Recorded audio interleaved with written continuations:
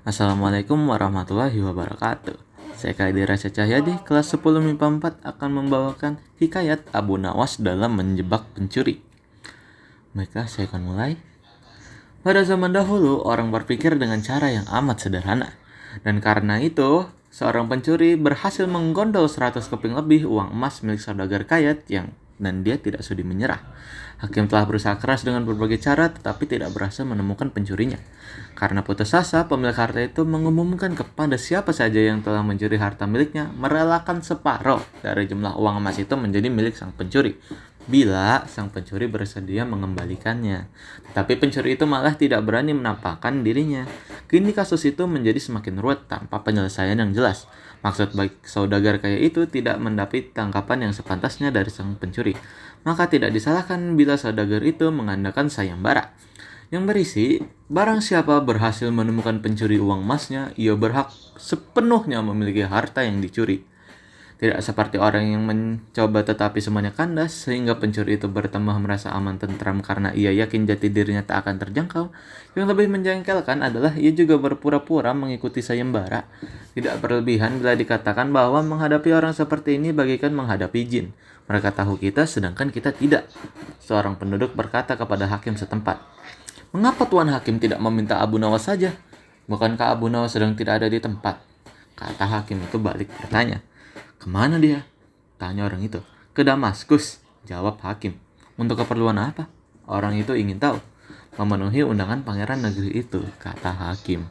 "Kapan ia datang?" tanya orang itu lagi. "Mungkin 2 hari lagi," jawab hakim. Kini harapan tertumpu sepenuhnya di atas pundak Abu Nawas. Pencuri yang selama ini merasa aman sekarang menjadi resah dan tertekan. Ia merencanakan meninggalkan kampung halamannya dengan membawa serta uang emas yang berhasil dia curi.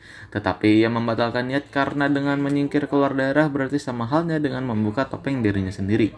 Ia lalu bertekad tetap tinggal apapun yang akan terjadi. Abu Nawas pun kembali ke Baghdad karena tugasnya telah selesai. Abu Nawas menerima tawaran mengikuti sayembara menemukan pencuri uang emas. Hati pencuri uang emas itu tambah berdebar tak karuan mendengar Abu Nawas menyiapkan siasat. Keesokan harinya, semua penduduk dusun diharuskan berkumpul di depan gedung pengadilan. Abu Nawas hadir dengan membawa tongkat dalam jumlah besar. Tongkat-tongkat itu mempunyai ukuran yang sama panjang. Tanpa berkata-kata, Abu Nawas membagikan tongkat-tongkat yang di bawahnya dari runah.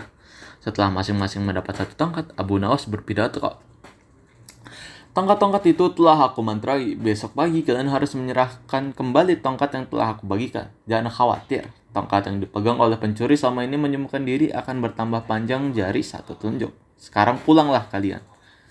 Orang-orang yang merasa tidak mencuri tentu tidak mempunyai pikiran apa-apa. Tapi sebaliknya, si pencuri uang emas itu merasa ketakutan. Ia tidak bisa memejamkan mata walaupun malam semakin larut. Ia terus berpikir keras, kemudian ia memutuskan memotong tongkatnya sepanjang 1 jari telunjuk. Dengan begitu, tongkatnya akan tetap kelihatan seperti ukuran semula. Pagi hari, orang mulai berkumpul di depan gedung pengadilan. Pencuri itu merasa tenang karena ia yakin tongkatnya tidak akan bisa diketahui karena ia telah memotong sepanjang 1 jari telunjuk. Bukankah tongkat si pencuri akan bertambah panjang 1 jari telunjuk? Ia memuji kecerdikan diri sendiri karena ia ternyata akan bisa mengelabui Abu Nawas. Antrean panjang mulai berbentuk.